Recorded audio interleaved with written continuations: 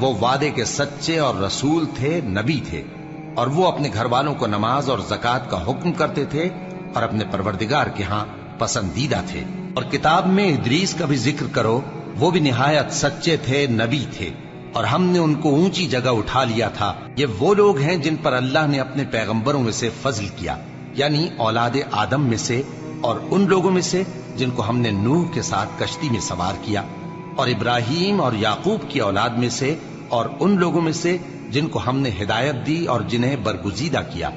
جب ان کے سامنے ہماری آیتیں پڑھی جاتی تھیں تو سجدے میں گر پڑتے اور روتے رہتے تھے۔ پھر ان کے بعد چند ناخلف ان کے جانشین ہوئے جنہوں نے نماز کو ضائع کر دیا اور خواہشات نفسانی کے پیچھے لگ گئے، سو ان قریب ان کو گمراہی کی سزا ملے گی۔ ہاں، جس نے توبہ کی اور ایمان لایا اور عمل نیک کیے تو ایسے لوگ بہشت میں داخل ہوں گے اور ان کا ذرا نقصان